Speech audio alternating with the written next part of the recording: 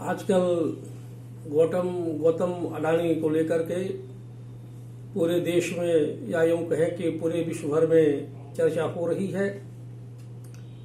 इस तरह की परिस्थिति कुछ वर्ष पहले भी बनी थी जब हिंडनबर्ग का रिपोर्ट प्रकाशित हुआ था।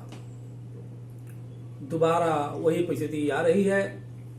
मैंने उस समय भी गौतम अडानी जी के ऊपर उनकी कुंडली की स्थिति के अनुसार मैंने व्याख्या की थी। पुनः उससे भी कुछ बुरी स्थिति दिख रही है जनमानस में या देश के लोगों में, तो आमतौर पर ऐसा ही एहसास हो रहा है। गौतम अडानी जी की कुंडली जो नेट वगैरह से हमें उपलब्ध हुआ है वह वृषभ लग्न की है। जब वृषभ लग्न होता है अर्थात लग्न या पहले भाव का स्वामी शुक्र बनता है तो छठे भाव का भी स्वामी शुक्र ही बनता है। छठा भाव रोग, ऋण, शत्रु, धोखा, छल, प्रपंच, चोट, चोरी और पराये लोगों से दुश्मनी भी होती है। क्योंकि लग्न पहला होता है, निज का होता है, इसलिए वृषभ लग्न वालों के जीवन में अनेकों बार इस तरह की परिस्थिति आती है। अब प्रश्न यह है कि आज यह परिस्थिति क्यों आई। तो यदि गौतम अडानी जी की कुंडली देखेंगे तो शुक्र की महादशा चंद्रमा की प्रत्यंतरदशा चल रही है, अंतर्दशा राहु की है। अब जैसे ही सूक्ष्म दशा में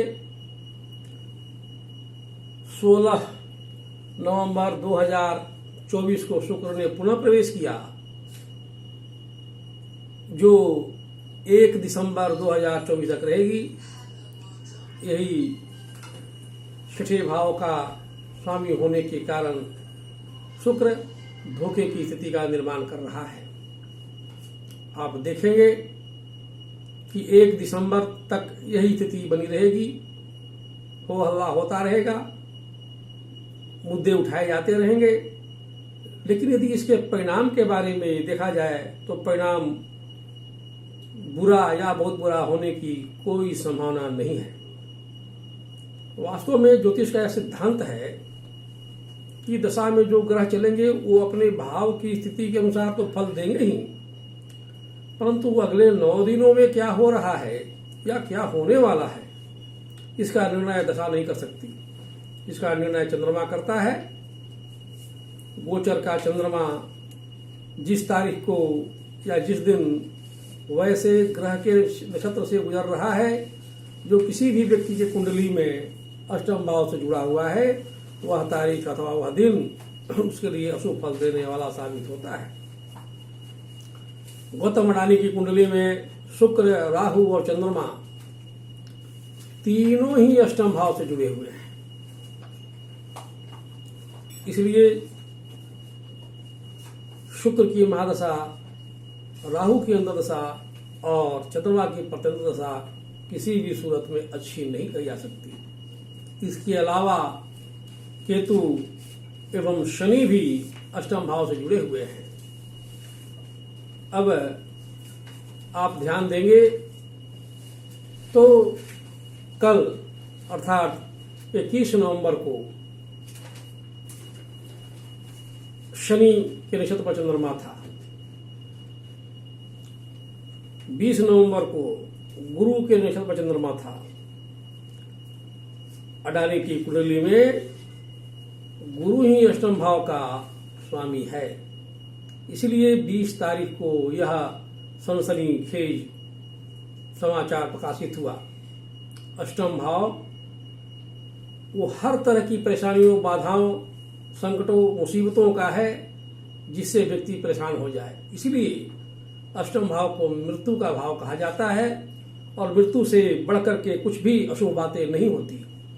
अतः आरोप, अपमानजनक परिस्थिति, दुर्भाग्य, दरिद्रता, धनहानि, मानहानि, तनाव, हर कार्य में परेशानी, शारीरिक, आर्थिक, मानसिक तीनों तरह के मुसीबतें, ये सब तभी आती है जब अष्टम भाव से जुड़ा हुआ कोई ग्रह या अष्टम भाव का स्वामी या अष्टम भाव में बैठे हुए ग्रह के नक्षत्र पर चंद्रमा आ जाए।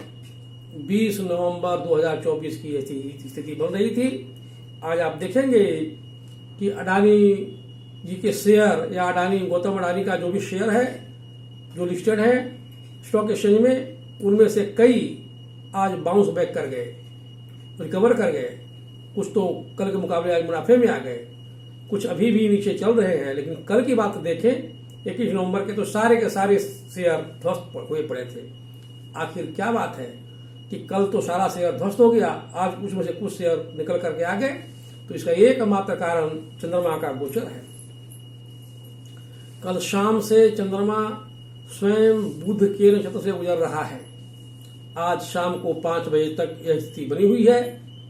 इसलिए चूंकि बुध इनकी कुंडली में सर्वोत्तम स्थिति में है, ज्योतिष शास्त्र में वाराह मिहिर जी का एक श्लोक है, लग्ने जस्यो बुधो नास्ति नास्ति केंद्रे बृहस्पति 10वें अंगार को नास्ति स जाता किंग कृष्यति। अर्थात यदि कुंडली कितनी भी अच्छी हो या खराब हो, उससे कोई लेना देना नहीं। यदि सारे ग्रह खिलाफ हों लेकिन बुध लग्न में बैठा हुआ है, वह व्यक्ति निसंदेह अपने जीवन काल में ही प्रसिद्धि को प्राप्त करेगा और नई ऊंचाई को छुएगा। यदि बुध लग्न में नहीं हो तो गुरु कम से कम केंद्र में हो। केंद्र क्या कहलाता है? पहला भाव, चौथा भाव, 7वां भाव, 10वां भाव केंद्र कहलाता है। यदि सारे ग्रह खिलाफ हों लेकिन यदि बृहस्पति 1, 4, 7, 10 भाव में बैठ गया तो भी वह व्यक्ति अपने जीवन में नाम, यश, पद, प्रतिष्ठा, धन इत्यादि सब कुछ प्राप्त कर लेगा। यदि मान ले कि बृहस्पति भी नहीं हो केंद्र में, बुध भी लग्न में नहीं हो, लेकिन मंगल अगर बैठ जाए 10वें घर में, तो भी वह व्यक्ति अपने जन्म समय की स्थिति की तुलना में पर्याप्त उन्नत स्थिति को प्राप्त करके ही दम लेता है। ज्योतिष शास्त्र के व्याख्याकारों ने तो यहां तक कह दिया है कि जिन्हें ज्योतिष पर भरोसा नहीं, वे भी इस बात की जांच पड़ताल करके देख ले। जन्म के समय में अगर मंगल 10वें ग्रह बैठा हुआ है, वह व्यक्ति निसंदेह अपने जन्म समय की स्थिति की तुलना में, अर्थात उसके पिता, दादा, परदादा, नाना, नानी जितने लोगों ने भी कुछ कार्य किया होगा वो सबसे आगे निकल जाएगा। किस मामले में? तो हर मामले में, यश, मान, पद, प्रतिष्ठा इत्यादि इत्यादि। आप देखें कि गौतम अडानी कुंडली में लग्न में बुध बैठा हुआ है, 10वें घर में केंद्र में गुरु बैठा हुआ है और गजकेसरी योग बनाकर बैठा हुआ है। गजकेसरी योग अक्षय कीर्ति देने वाला है, इससे श्रेष्ठ और कुछ भी स्थिति नहीं।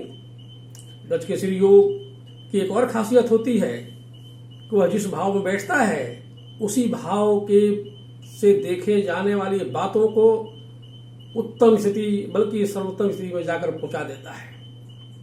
10वें भाव में स्थित गजकेसरी योग बृहस्पति और चंद्रमा बैठे हुए हैं। 10वां भाव धन का है, व्यापार का है। आप देखेंगे कि व्यापार के मामले में अडानी जी की क्या स्थिति है, धन के मामले में उनकी क्या स्थिति है। इसलिए निसंदेह यह कुंडली गौतम अडानी की ठहरती है। खैर, अब मैं मूल बात पे आता हूं। इनकी कुंडली में बुध और मंगल सर्वोच्च स्थिति में है।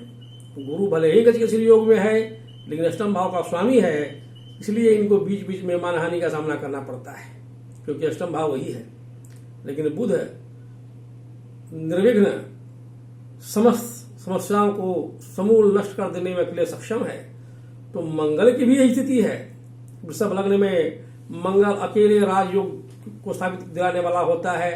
आप देखेंगे कि मंगल द्वादश स्थान में अपनी राशि में बैठा हुआ है, मांगलिक योग में है, लेकिन वृषभ लग्न में व्यापार भाव का स्वामी स्वयं मंगल ही बनता है और द्वादश भाव में बैठा हुआ मंगल अष्टम दृष्टि से अपनी दूसरी राशि को देखता है। इसलिए इनकी कुंडली में मंगल सर्वोच्च स्थिति में है। ज्योतिष शास्त्र का यह भी कथन है कि शनि, राहु, केतु जैसे पापी ग्रहों को अगर कोई शांत कर सकता है, उसको नियंत्रित कर सकता है, तो एकमात्र मंगल ही है। भले ही मंगल की स्थिति क्यों नहीं कुछ भी हो। देवताओं का सेनापति मंगल जब राहु और शनि जैसे दुष्ट ग्रहों के चलने पर उसकी अंतर्दशा आ जाए, प्रत्यंतर्दशा आ जाए, तो वह उनकी सारी बुराइयों को अकेले ही ध्वस्त कर देता है। वर्तमान में 6 दिसंबर 2024 से मंगल की प्रत्यंतर दशा आरंभ हो रही है। यह 7 फरवरी 2025 तक रहेगी। जिसको ज्योतिष में जिज्ञासा हो अथवा जो शेयर मार्केट से जुड़े हुए हैं वो व्यक्ति भी इस बात की जांच पड़ताल करके देख ले कि 6 दिसंबर से लेकर के 7 फरवरी 2025 तक के बीच में गौतम अडानी के सारे शेयर अपने पूर्व स्थिति को अवश्य प्राप्त कर लेंगे। इसके बाद राहु की अंतर्दशा समाप्त हो जाएगी और गुरु की अंतर्दशा आरंभ होगी। शुक्र की महादशा में गुरु की अंतर्दशा आरंभ होगी, जो 7 फरवरी 2025 से 9 अक्टूबर 2027 तक रहेगी। यदि आप गुरु की स्थिति को देखें तो गुरु धन भाव का सबसे मजबूत ग्रह है। दूसरा भाव धन का होता है, अचल संपत्ति का होता है। उस भाव का सबसे मजबूत ग्रह बृहस्पति है। इसके अलावा सूर्य भी है, वो अलग विषय है, सूर्य पर चर्चा नहीं करेंगे। बृहस्पति की अंतर्दशा आने वाली है फरवरी में, इसलिए उसकी चर्चा मैं करूंगा। फरवरी में जैसे ही बृहस्पति की महादशा आरंभ होगी, उसके बाद अगले 2.5 वर्षों तक अर्थात 9 अक्टूबर 2027 तक में जो इनकी कुंडली बता रही है, पुनः विश्व के टॉप 10 धनाढ्य व्यक्तियों में हर हाल में खड़े नजर आएंगे। जिन्हें यह संदेह लग रहा हो कि क्या गौतम अडानी गिरफ्तार होंगे, तो इसकी कोई संभावना नहीं है। इस तरह के विचार 1 दिसंबर 2024 तक सुनाई देंगे, क्योंकि द्वादश भाव में राजयोग बनाकर स्थित मंगल इस तरह की किसी भी संभावनाओं को खारिज करता है। अतः गौतम अडानी की गिरफ्तारी ज्योतिषीय आधार पर कतई संभव नहीं है।